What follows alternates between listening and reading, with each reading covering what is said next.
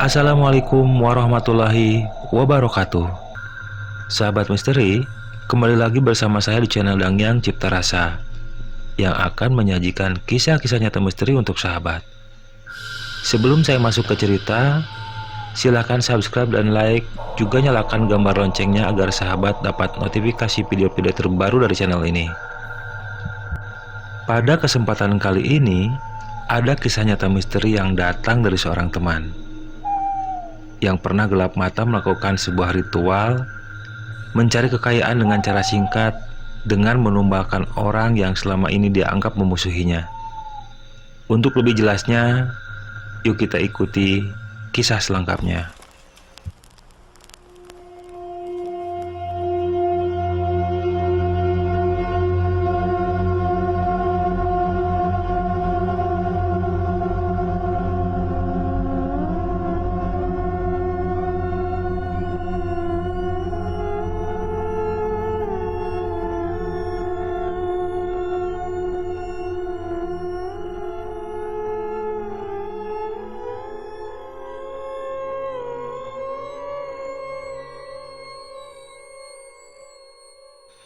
Adi nama samaran, sehari-hari berdagang aksesoris di sebuah lokasi di Bandung, Jawa Barat. Sudah 5 tahun Adi merantau di sana, mencari uang untuk menafkahi anak dan istrinya di kampung.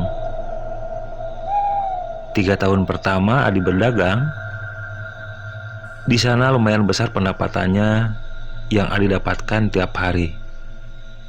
Sehingga setiap bulan dia dapat mengirimi uang secara rutin kepada anak dan istrinya.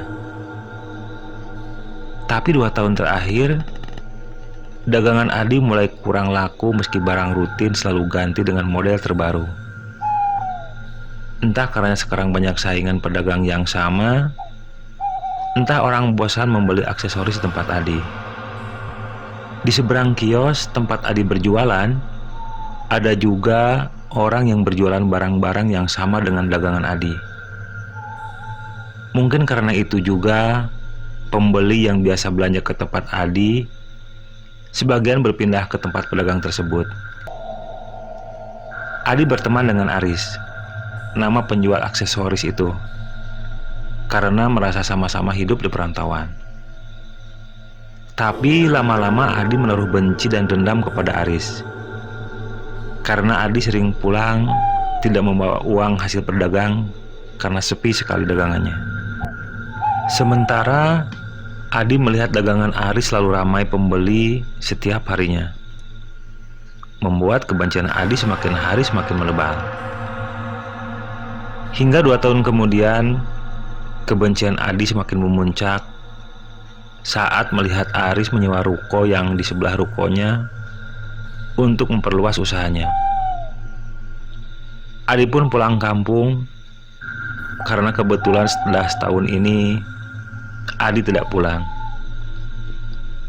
Di kampung Adi banyak termenung memikirkan usahanya yang kian hari kian sepi. Dan suatu sore Adi bertemu dengan teman semasa kecilnya yang sama-sama lagi mudik. Dari temannya inilah Adi mendapatkan ide untuk menemui seorang dukun yang selama ini membantu usaha temannya itu untuk merantau Jakarta. Temannya bisa dibilang cukup sukses, dia mempunyai mobil sendiri saat pulang kampung, meski usahanya hanya berjualan kopi di pinggir jalan di depan sebuah pabrik. Dari kampung Adi, rumah sang dukun ditempuh dengan waktu hampir 4 jam perjalanan menggunakan mobil. Perjalanan yang cukup jauh, dengan melewati deretan perkebunan karet yang cukup luas. Setelah melewati jalan yang berkelok-kelok di tengah perkebunan karet, akhirnya Adi dan temannya tiba di sebuah desa yang cukup sepi penduduknya. Mungkin orang-orangnya lagi pada beraktivitas di sawah ataupun di ladang. Setelah melewati perkampungan, Adi tiba di ujung desa, mendekati kembali deretan kebun karet yang luas. Di sana terdapat sebuah rumah tua bercat kuning hitam dengan model seperti rumah zaman Belanda, beratap tinggi dan berdinding setengah batu. Adi kemudian turun dari mobil dan mulai mengetuk pintu rumah. Pintu pun dibuka dari dalam. Lalu terlihat ada seorang kakek tua kurus, rambutnya telah memutih, mempersilahkan Adi dan temannya masuk. Setelah sedikit basa-basi, Adi pun akhirnya mulai menyampaikan maksud tujuannya datang ke tempat sang dukun. Sebut saja namanya Kirasta, nama samaran. Adi menceritakan bahwa 2 tahun terakhir usahanya mulai mengalami kemunduran semenjak ada saingan pedagang yang buka jualan yang sama, tepat di depan kiosnya berdagang. Adi pun sampai menambah modal demi mempertahankan usahanya, tapi tetap saja usahanya kurang laku. Kirasta menyimak dengan santai apa yang Adi ceritakan. Dan setelah Adi bercerita, Kirasta bertanya kepada Adi apa yang Adi inginkan dari Kirasta. Adi pun menyampaikan agar dia bisa diberi jalan supaya dagangannya laku kembali dan cepat kaya. Sekaligus ingin menyingkirkan Aris, orang yang selama ini Adi anggap telah merecoki usahanya sehingga hampir bangkrut. Kirasta manggut-manggut sambil tangannya melinting tembakau yang dibungkus daun enau kering. Lalu Kirasta meminta agar Adi memperlihatkan foto Aris kepadanya. Adi mengeluarkan handphone dari dalam tasnya dan menunjukkan foto Aris kepada Kirasta. Setelah itu, Adi dan temannya disuruh menginap malam itu oleh Kirasta, karena ada ritual yang harus dilakukan Adi nanti malam. Tepat jam 12 malam, setelah siangnya Adi memberikan uang kepada Kirasta untuk membelikan perlengkapan sesaji buat ritual. Adi dimandikan di belakang rumah Kirasta yang kebetulan malam itu sedang bulan purnama. Terus badan Adi diolesi minyak berwarna merah yang disimpan di sebuah botol. Besok pagi-pagi sekali kamu pulang dari sini, lalu bawa madat hitam ini bakar tepat jam 12 malam besok di depan rumah kamu. Jangan lupa cetak foto saingan dagangmu, kemudian bakar di atas kepulan asap madat ini. Bila nanti saat kamu hendak tidur ada yang memanggilmu, kamu jawab, "Aku siap," ujar Kirasta sambil terus membereskan peralatan ritual yang telah dipakainya. Keesokan harinya, Adi pulang bersama temannya dengan wajah berseri-seri, seperti mendapat semangat baru dari Kirasta. Adi dan temannya tidak menyadari bahwa di dalam mobil di jok belakang ada sosok makhluk halus hitam besar berbulu duduk ikut pulang dengan mereka. Di perjalanan, mobil terasa berat sekali. Teman Adi mengira mungkin mobilnya kurang servis sehingga kurang tenaga ketika digas.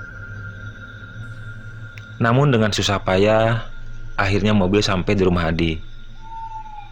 Dan saat mau pulang, teman Adi berkata, "Aneh, kok mobil tadi berat sekali ya, Di? Tapi setelah kamu turun, rasanya beban berat itu hilang," ujarnya sambil kemudian menutup kaca mobil dan beranjak pergi. Adi hanya tersenyum mendengar perkataan temannya. Singkat cerita, tengah malam pun tiba. Adi keluar dari dalam rumah, kemudian mengeluarkan madat hitam yang diberikan Kirasta, lalu membakarnya pelan-pelan. Aroma mistis tercium dari wangi madat yang dibakar Adi. Disertai dinginnya angin malam, Adi mulai membakar foto Aris yang tadi siang dia cetak dari HP-nya. Sambil membaca mantra yang diberikan Kirasta, di akhir mantra, Adi memanggil-manggil Mas Jemlung, sosok yang akan diajak kerjasama untuk mendukung usahanya lewat cara lain. Baru saja foto itu terbakar setengah, tiba-tiba, wush, ada angin kencang berhembus meniup api yang sedang membakar foto Aris. Adi pun kaget dan menjatuhkan foto itu ke atas bara api di wadah tempat Adi membakar madat. Terdengar ada suara laki-laki tertawa seperti menertawakan Adi. Sejenak kemudian, di hadapan Adi berdiri sosok hitam dengan perut buncit, berbulu dan bertaring. Menatap tajam kepadanya kemudian berkata, Aku telah hadir. Aku siap manusia. Mulai hari ini, kau menjadi budakku. Kemudian makhluk itu membalikkan tubuhnya dan berjalan meninggalkan Adi sendirian dengan mata terbelalak kaget sampai jatuh terduduk. Ternyata tidak menunggu hendak tidur, makhluk itu langsung datang. Adi memegangi tengkuknya, lalu dia mengambil wadah arang dupa kemudian segera masuk ke dalam rumah.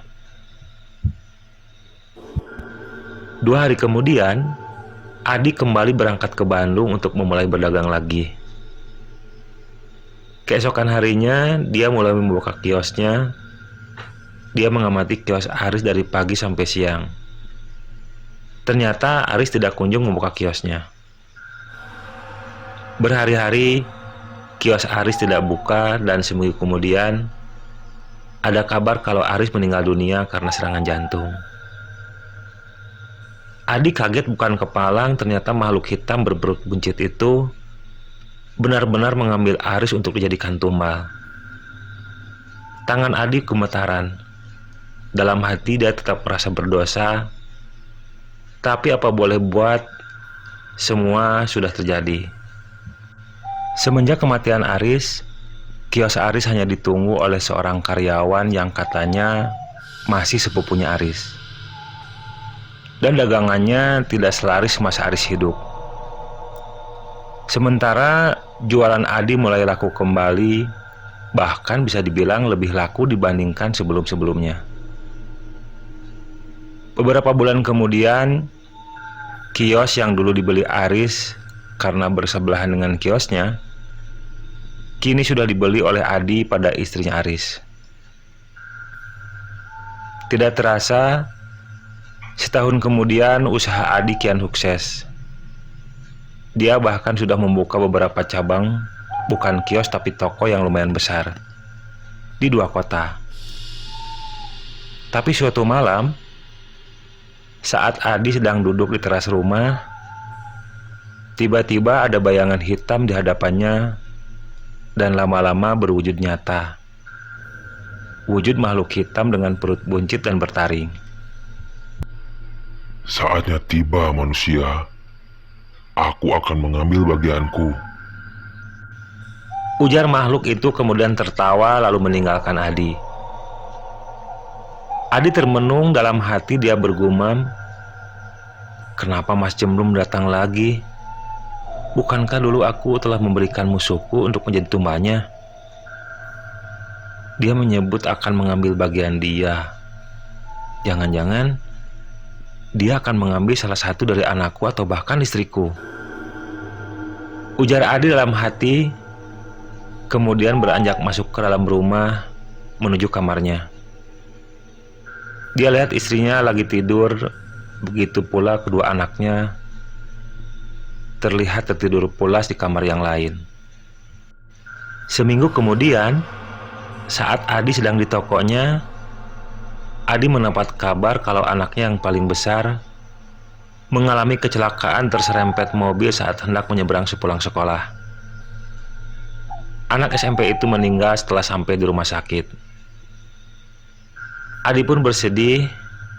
Dia berpikir mungkin anaknya telah menjadi tumbal pesugihan jual musuh yang telah dilakukannya. Dia tidak menyangka kalau pesugihan itu lama-lama memakan korban dari keluarganya sendiri. Dan di atas kepanikannya, 2 minggu kemudian setelah anaknya meninggal, Adi menemui seorang kiai. Kepada beliau, Adi menceritakan dari awal yang telah dia lakukan hingga akhirnya kehilangan anak laki-lakinya. Dia menyesali perbuatannya. Dia tidak mau anak perempuannya yang bungsu juga diambil oleh Mas Jemlung, sosok hitam perut buncit yang telah mengambil anak sulungnya. Dia berjanji akan bertobat dan kembali kepada Allah Subhanahu wa Ta'ala.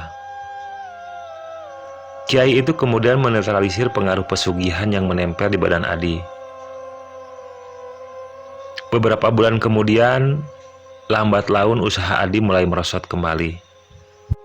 Beberapa toko mengalami kebangkrutan karena sepi pembeli, sementara karyawan harus tetap dibayar. Akhirnya Adi memilih menutup tokonya dan menjualnya. Uang hasil penjualannya habis untuk berobat istrinya yang sakit-sakitan semenjak meninggalnya si sulung yang paling disayanginya. Setahun kemudian, Adi hanya memiliki kios yang pertama dia buka untuk berjualan. Harta yang sempat berlimpah kini telah habis. Adi kembali menjadi pedagang aksesoris di kios kecil. Dia menyesali karena keserakahannya. Kini anak laki-lakinya telah menjadi tumba pesugihan yang pernah dia lakukan. Wallahu alam.